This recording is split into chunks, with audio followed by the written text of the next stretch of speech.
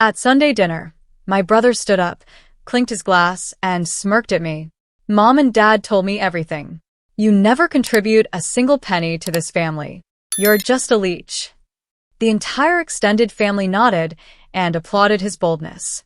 My parents stayed silent, looking down at their plates. I slowly wiped my mouth with a napkin, smiled, and said, "Perfect. In that case, the $6,000 I've been quietly paying for Mom and Dad's mortgage every single month stops tonight." My dad choked on his wine. My mom turned completely pale. And dinner was officially over. The silence that followed was suffocating. My brother, Julian, stood frozen with his wine glass hovering midair, the smug grin completely wiped from his face. "What are you talking about?" he stammered, looking around the table for backup. "You don't pay anything. Dad handles the house." I didn't argue. I pulled out my phone, unlocked it, and set it right next to my untouched dinner plate. On the screen was the bank transfer history, a recurring automated debit of exactly $6,000, leaving my checking account on the first of every month for the last 4 years, straight to the mortgage lender. My aunt gasped. My uncle slowly put down his fork. My mother reached across the table, her hand trembling as she tried to grab my arm. "Maya, please, not here," she whispered. I stood up, smoothed down my blazer, and grabbed my purse. "Enjoy dinner, everyone. The next payment is due in 5 days. Have fun covering it, Julian." I drove home through the quiet suburban streets, my knuckles white against the steering wheel. For years ago, my father's consulting business had quietly collapsed. They were facing imminent foreclosure on the 4-bedroom colonial house they'd lived in for over 2 decades. My mother had come to my apartment in tears, begging me not to let them lose everything. She swore it would crush my father's pride if anyone found out, especially the extended family. I was 28, working 70-hour weeks as a corporate risk analyst, saving aggressively for my own first home. But I loved them. So, I stepped in.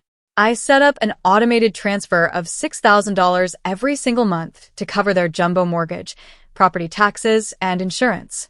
The only condition my mother begged for was secrecy. "Let your father keep his dignity, Maya," she'd pleaded. "We'll tell everyone you're just focusing on your own career." I agreed. And that was my biggest mistake.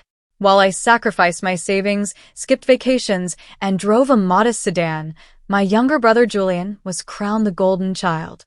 Julian was 30, an entrepreneur whose flashy lifestyle was funded by high-interest credit cards and empty promises. Whenever he showed up with a cheap bottle of imported wine or paid for a single holiday brunch, my parents praised him like a conquering hero. At every family gathering, Julian made passive-aggressive jabs about how I was selfish, how I never brought expensive gifts, and how I was hoarding my income. My parents had sat there every time, nodding along, letting him tear me down, all while living under a roof paid for by my sweat. By 9:30 that night, my phone was blowing up with missed calls and frantic text messages. Most of them were from extended relatives demanding to know what had just happened, but the one call I finally answered was from Julian. "You think you're so smart, don't you?" His voice barked through the speaker before I could even say hello. He wasn't apologetic. He was absolutely furious. "Pulling out a fake bank app at dinner just to embarrass our parents? You're pathetic, Maya." "It wasn't fake, Julian," I replied coldly, leaning back against my kitchen counter. "Every single dollar was real. But you wouldn't know that, since you've never paid a real bill in your entire life." He let out a sharp, mocking laugh. "Even if you sent them some pocket change, so what? You did the bare minimum. Mom and Dad told me months ago that you rarely even visit.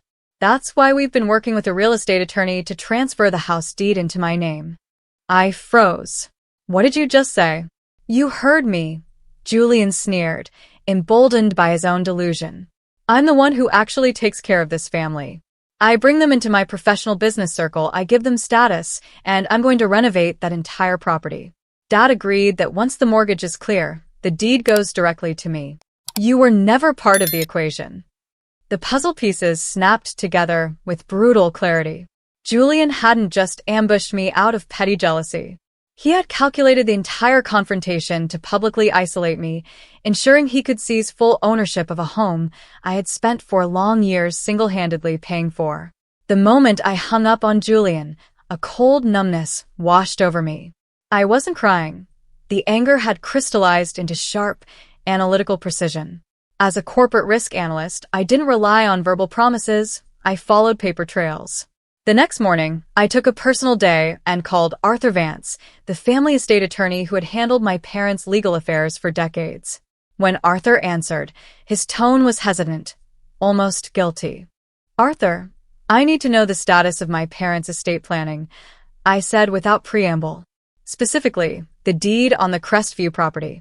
Arthur sighed heavily over the line. "Maya, I warned your father that keeping you out of the loop was a severe mistake. But he insisted it was a private family arrangement. Send me the drafted documents, Arthur. Or I'll have an independent auditor subpoena them by Friday." 20 minutes later, a heavy PDF file landed in my inbox. My stomach churned as I read through the clinical, legal language. It was a formal quitclaim deed and an irrevocable trust structure drafted 18 months prior. The terms were unmistakable. The Crestview property was slated for immediate transfer to Julian upon the final mortgage discharge. Under the family contribution clause, my father had documented Julian's nominal presence as primary familial stewardship, while my name was entirely absent. Attached to the file was an email from my mother to the attorney stating, "Maya is established in her corporate career and does not require residential equity. Julian needs the asset to leverage for his business ventures." They weren't just accepting my help. They were actively using my money to build my brother's net worth while leaving me with zero legal claim to a single brick. I didn't yell. I didn't send frantic text messages. Instead, I logged directly into my primary banking portal. With 3 decisive clicks, I permanently canceled the recurring $6,000 monthly automated wire transfer to the mortgage lender. For years of silent, unacknowledged financial sacrifice ended in less than 30 seconds. Next, I drafted a single email to Arthur Vance, copying both of my parents and Julian. I attached 48 months of certified bank transfer receipts totaling $288,000, alongside the drafted deed transfer documents my parents had secretly prepared. My message was concise. Effective immediately, all financial subsidies toward the Crestview property have ceased.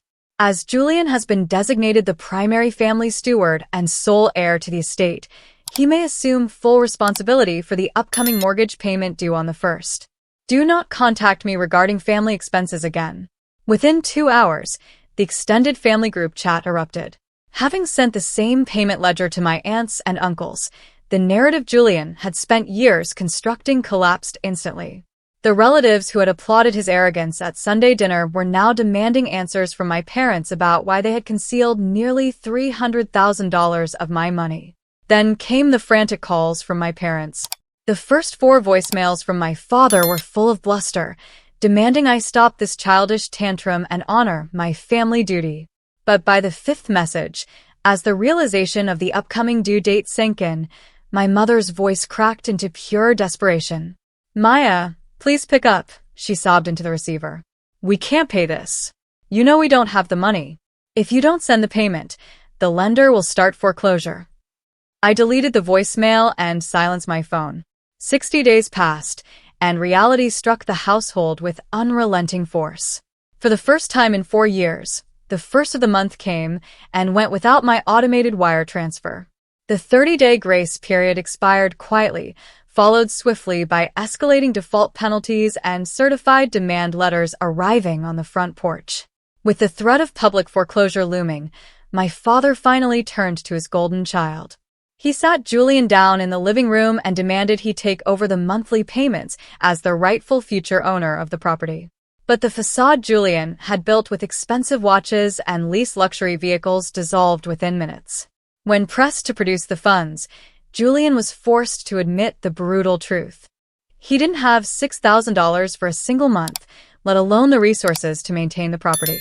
His so-called consulting firm was operating entirely on high-interest credit lines and maxed-out personal loans. He had been relying completely on inheriting a paid-off, debt-free estate to take out a second mortgage just to keep his own failing lifestyle afloat. The realization shattered my parents. The son they had championed as the pillar of family pride had zero assets and mountains of debt, while the daughter they had treated as an invisible ATM had been the only wall standing between them and financial ruin. A violent argument tore through the Crestview house that night.